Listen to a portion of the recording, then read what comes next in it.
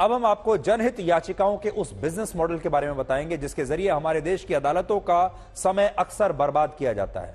और अब ये जनहित याचिकाएं जनता के हित के लिए नहीं बल्कि कुछ विपक्षी पार्टियों और उनके राजनीतिक एजेंडे के हित में दायर की जाती है, जिस पर अब सुप्रीम कोर्ट ने भी चिंता जताई है। और आज सुप्रीम कोर्ट ने अडानी ग्रुप के मामले में पिछले साल दायर हुई एक जनहित याचिका में की गई मांग को खारिज कर दिया और इस याचिका से अदालत के 11 महीने बर्बाद हुए। इस जनहित याचिका में यह मांग की गई थी कि हिंडनबर्ग की रिपोर्ट के आधार पर सेबी द्वारा अडानी ग्रुप के खिलाफ जो जांच की जा रही है वो जांच सेबी से वापस छीनकर किसी एसआईटी को सौंप देनी चाहिए, यानी कोई स्पेशल इन्वेस्टिगेशन जो है इसकी होनी चाहिए।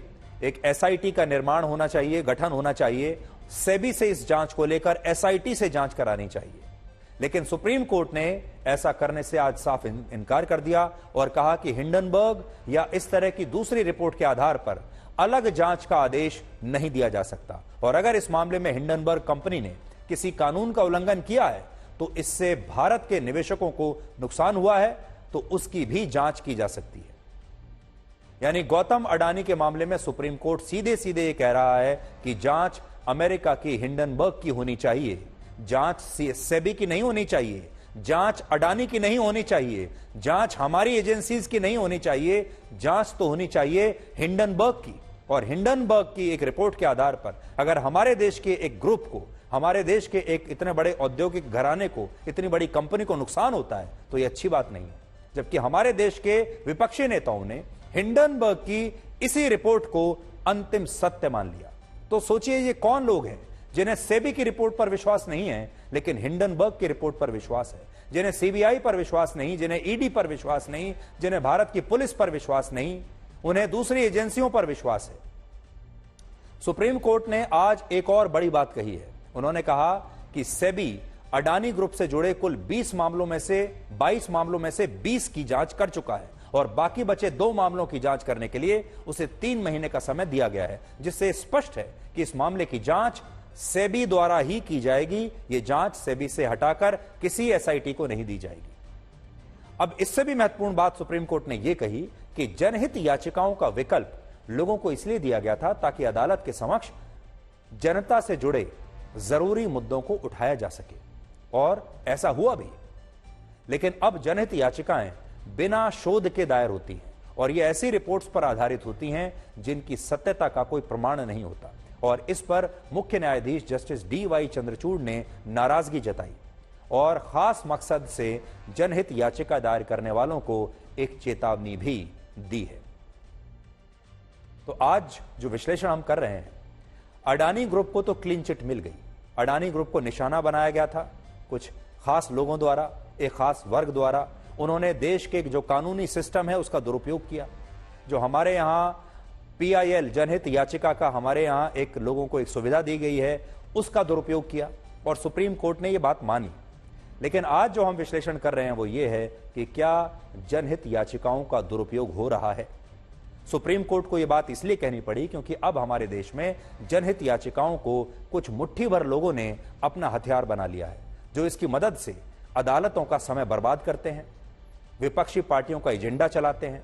इन जनहित याचिकाओं के जरिए देश में खास एजेंडे के तहत मुद्दों को जानबूझकर खड़ा किया जाता है और ये नकली मुद्दे होते हैं जिन्हें खड़ा किया जाता है। कभी चुनाव में कुछ पार्टियों को फायदा पहुंचाने के लिए, कभी कुछ खास औद्योगिक घरानों को नुकसान पहुंचाने के लिए, कभी भारत को तोड़ने के लिए, कभी सरकार को कमजोर करने के लिए। उदाहरण के लिए अडानी ग्रुप से जुड़े इसी मामले में पिछले साल फरवरी के महीने में जनहित याचिका दायर हुई थी जिस पर फैसला आने में लगभग 11 महीने लगे। यानी इसकी वजह से सुप्रीम कोर्ट के 11 महीने बर्बाद हो गए। और यहां बात सिर्फ एक इस मामले की नहीं है। अब सोचिए यही 11 महीने अगर सुप्रीम कोर्ट ने किसी जनता से जुड़े, देश से जुड़े किसी अच्छे मामले पर लगाए होते, ये 11 महीने में जो सुप्रीम कोर्ट में 75,000 केसेस की लंबी लाइन लगी हुई है उन्हें निपटाया होता तो जनता का कितना फायदा होता।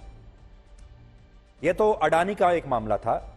अनुच्छेद 370 के मामले में जो पीआईएल दाखिल हुई उसकी वजह से सुप्रीम कोर्ट के 4 साल 5 महीने बर्बाद हुए। रफाल की डील के मामले में 1 साल 2 महीने बर्बाद हुए। इलेक्ट्रॉनिक वोटिंग मशीन यानी ईवीएम के मामले में सुप्रीम कोर्ट के 8 महीने बर्बाद हुए। पेगासस सॉफ्टवेयर के जरिए जासूसी के मामले में 2.5 साल सुप्रीम कोर्ट के बर्बाद हुए। और ये सारे वो मामले हैं जिनमें अदालत का नतीजा वही रहा जो पीआईएल दायर होने से पहले था। और इन मामलों की सूची यहीं समाप्त नहीं होती है। तो कुछ हमने आपको बड़ी पीआईएल बताई है। ये वो कुछ देश की टॉप 4 या 5 पीआईएल हैं जिनसे हमारे सुप्रीम कोर्ट का इतना समय बर्बाद हुआ। फिर जांच की जाती है। जांच मुफ्त में नहीं होती, जांच एजेंसी का समय लगता है, उसमें भी पैसा लगता है। अखबारों में हेडलाइंस महीनों महीनों तक आती हैं, न्यूज चैनल्स में हेडलाइंस होती हैं, उन पर डिबेट की जाती है, जनता को भटकाया जाता है और जनता यह समझने लगती है कि शायद इस मुद्दे में सच्चाई होगी, तभी तो मीडिया बढ़ चढ़कर इनके बारे में बता रहा है।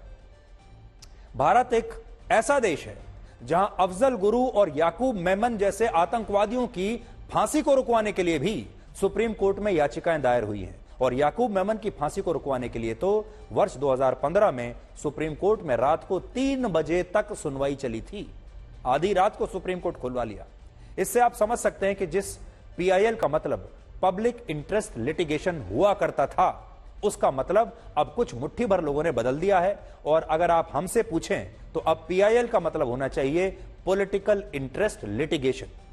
अब ये पब्लिक इंटरेस्ट से हट चुका है, अब ये हो गया है पॉलिटिकल इंटरेस्ट लिटिगेशन, जिसमें जनहित याचिकाओं के नाम पर सिर्फ राजनीतिक हित से जुड़ी याचिकाएं दायर होती हैं। और ये एक बिजनेस मॉडल बन चुका है कुछ एनजीओज का, कुछ खास वकीलों का और कुछ सामाजिक कार्यकर्ताओं का, जिससे अदालतों के समय और उनके संसाधनों का खुलेआम दुरुपयोग होता है। वरना सोचिए, जिस देश में आम लोगों को अदालतों में सिर्फ तारीख पर तारीख मिलती है, उसी देश में कुछ मुट्ठी भर लोग पीआईएल के जरिए अदालतों के समय का दुरुपयोग करने में कैसे कामयाब हो जाते हैं।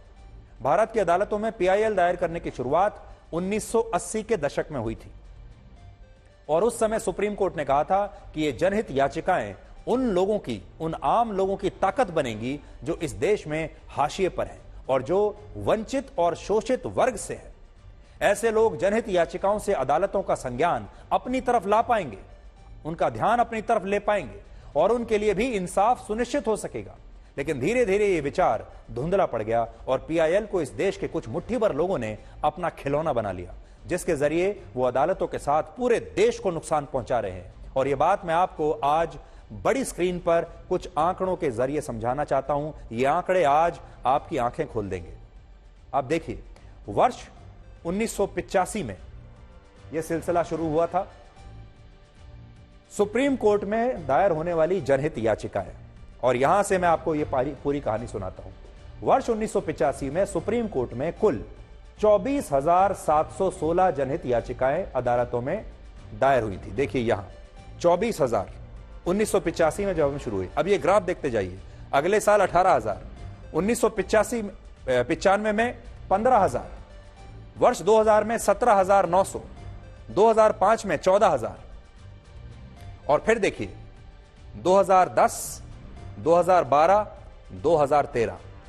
2013 को जब आप यहां से देखेंगे, नोट करने वाली बात आपको ये देखनी है। 2013 में यूपीए की सरकार थी।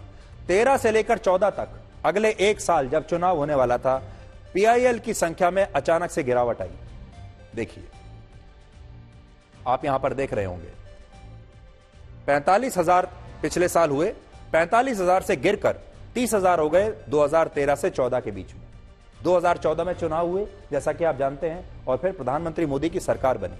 जैसे ही मोदी की सरकार बनी, अब आप देखिए, ये जो लाल रंग से आप देख रहे हैं, पीआईएल की संख्या अचानक से बढ़ने लगी। देखिए 2015 में 51,000, उसके बाद 53,000, उसके बाद 59,000, उसके बाद 70,000 और देखिए पूरी कहानी आपको दिखाई दे जाएगी। और देखिए 2020 में 69,000 पीआईएल दाखिल हुई और फिर देखिए 2021 में पूरी ऊपर 1,13,000 पीआईएल, 1,14,000 लगभग पीआईएल दाखिल हुई हैं। और फिर 2022 में 1,15,120 पीआईएल दाखिल हुई। अब आप अंदाजा लगा लीजिए कि 2022 में 1,15,000 और 1985 में 24,000 और 1985 से लेकर 2014 तक पीआईएल बहुत कम दाखिल होती थी। 2014 से पीआईएल बढ़नी शुरू हुई हैं, जो आपकी स्क्रीन पर है। और आज आप देख सकते हैं 2023 में हमारे पास अक्टूबर तक का आंकड़ा है 2023 का, और 2023 में अक्टूबर तक 69,162 पीआईएल दाखिल हो चुकी थी 2023 में अक्टूबर तक। जब ये पूरे साल का आंकड़ा आएगा तो ये भी 1.25 लाख को टच कर जाएगा लगभग। इससे आप अंदाजा लगा सकते हैं कि जो पीआईएल का फैशन शुरू हुआ है ये असल में 2014 के बाद शुरू हुआ है, और कैसे अचानक मोदी की सरकार बनने के बाद से इन 10 वर्षों में पीआईएल की संख्या अचानक से कैसे बढ़ी है वो आप यहां देख सकते हैं, जिसमें आपको समझ में आएगा कि इनमें से ज्यादातर जो जनहित याचिकाएं दायर हुई हैं ये राजनीतिक थी, किसी ना किसी एजेंडे को सपोर्ट करने वाली थी, किसी ना किसी को नुकसान पहुंचाने वाली थी। और सरकार कोई भी फैसला लेती है, अब विपक्षी दलों ने असल में सुप्रीम कोर्ट को अपना एक मैदान बना लिया है, और सरकार कोई भी फैसला ले, विपक्षी दल किसी ना किसी के जरिए कोई पीआईएल दायर करवा देती हैं, और फिर उस फैसले को निरस्त करने के लिए सुप्रीम कोर्ट जाती हैं, और फिर वहां लंबा एक कानूनी युद्ध चलता है। इस देश की सर्वोच्च अदालत में यानी सुप्रीम कोर्ट में 70,000 मामले लंबित हैं, और इनमें कई मामले ऐसे हैं जिनमें केस दायर करने वालों की अब मृत्यु हो चुकी है, लेकिन मृत्यु आ गई, सुप्रीम कोर्ट में उनके लिए इंसाफ की तारीख नहीं आई। इंसाफ की तारीख से पहले मौत आ गई।